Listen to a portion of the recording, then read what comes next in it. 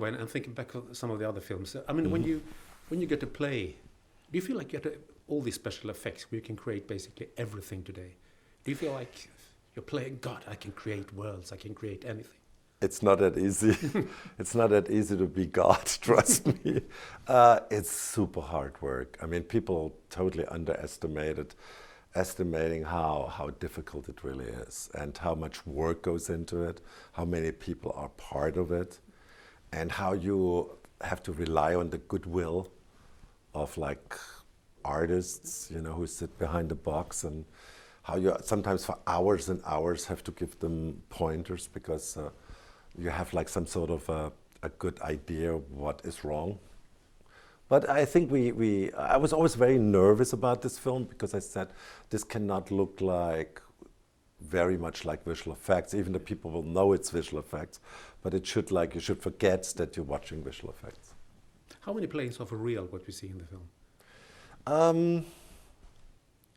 No, not one. Not one. When they're on the deck, always the foreground one is a real one.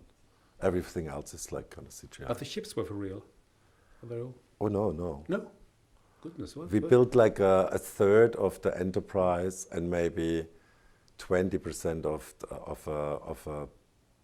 of a deck of a Japanese one. Everything else is like there's more CGI than you think there is, because yes, this was like maybe one of the biggest sets I ever had, the flight deck, but it had to be so big because we had to create wind, and when the set is too small, you will feel that the wind doesn't feel right. But there you say, I bought it. See? Yeah. Great. Well, but it was really for me. It was for me quite. I mean, I was nervous, I have to say.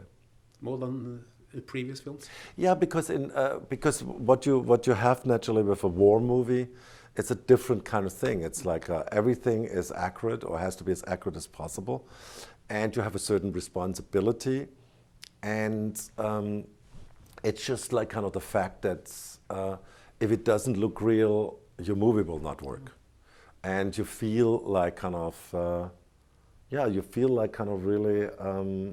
Have like a sort of responsibility when you, for example, do something like Independence Day or 2012, or Day After Tomorrow. You don't feel that. No, because I mean, that's... Yeah, because also people know in these movies this cannot be real. I think it's in a war movie is a little bit different. How much research did you do? For instance, I sat watching last night the John Ford film on Netflix, which is like quite cheesy. Which is quite cheesy. Yeah, it is, but still, it's... but it's like kind of we did enormous amount of research. The writer is coming from a Navy family, so he had a lot of like kind of incentive to get it right. And I mean, there's like tons and tons of book about this battle. We also like discovered there is like a Midway roundtable, digital roundtable. They're meeting every week. Once, and so we asked many questions. We tried to research, and on the set itself, we always had a historian. How much is factual, and how much is artistic license here? There's everything. What you see is factual. Every character also? Yes, every character. Besides like two characters for in the Pearl Harbor attack, we invented them because we thought, we have to do that. And nobody knows what happened to Bruno Guido. Did he got thrown in the water or something? But there is like, even there is like kind of some stories that they did this with people when they didn't talk and gave them away the positions of their ships. So everything else, even when the guy stops the torpedo with his body, it all happened. Why do you think it's important to tell the story of the Battle of Midway today? I think it's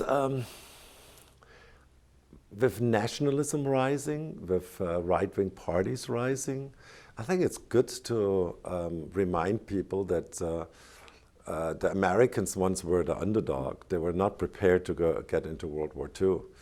And when they got in that a lot of American soldiers died for defending democracy against fascism. And if they wouldn't have done that, I think at one point England would have fallen, and our world would look totally different.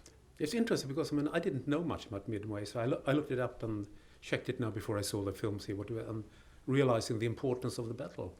Yes, and it's like kind of a little bit a forgotten battle too. It's like I think everybody is like obsessed what happened with Hitler and the Western Front, but I found this battle incredible interesting because it's this huge comeback story. It's this like where you have like people first getting attacked and it's the darkest hour, and then they rally and somewhat like try to fight back, and they feel like kind of totally like the underdog, but with a lot of luck and improvisation, and with the surprise this time on their sides, they kind of managed to win this battle. It was called a lot the miracle of Midway because of that. Do you think it's going to be shown in Japan? Yes, and the interesting thing, at the very beginning, 20 years ago, when I wanted to first make this movie, I had like kind of convinced the head of Columbia TriStar to do it, and he was like full gung-ho. He even brought me together with William Goldman, who wrote my favorite war movie, A Bridge Too Far. And then all of a sudden we found out that the movie will cost at least $150 million. So then John Kelly, as the CEO of Columbia TriStar, had to go to the owners, which was Sony, the Sony Corporation, and they said no. This time around, Japan was the only one who didn't bought the movie, pre-bought it. So when we screened it to them, they like all of a sudden said, oh my God. And there was a bidding war, and we got twice as much as we wanted, because they felt they were so surprised how like honest it was, and how it not made the Japanese bad guys. Yeah, and also you have the dedication in the end. It's yes, but there's also like, I mean, that's yeah. like really what I believe in, because I think you cannot in a modern war movie make like kind of enemy images and say, oh, they were the bad guys. And you know what? And A Bridge Too Far does this too, because there is not many Nazis in this film. There's only like kind of tacticians and generals on both sides. And you learn a lot about intricacies of war and how little sometimes things happen in wars which like kind of are super decisive for the outcome of these battles. I mean, you're mostly known for making these big budget sort of extravaganza sometimes. How disappointed were you when Stonewall flopped like it did? Super disappointed, because I paid for that movie. Yeah. And they like kind of talked about why Hollywood is whitewashing Stonewall, which was a total lie too. I was like kind of, I was like actually at that time wanted to go out in the world and tell everybody they're wrong and fight it, but my publicist and the distribution company said, no, don't do that, don't do that. It will only make it worse. And in hindsight, I'm pissed at myself that I didn't fought, because I would have just, there was like this 18-year-old black transgender girl, and she, based on the trailer, said it's whitewashing. And I would have loved to show her the film, because we went out of our way to make this as correct as we could.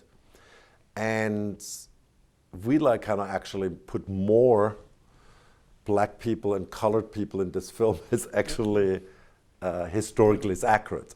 And I would have loved to discuss it in public with her and proven that this movie is a really well-researched representation of what happened then. But sometimes, you know, things happen, and then. But it's amazing how sometimes one action on the internet can lead to destroying a film. It's amazing. Okay, thank you very much.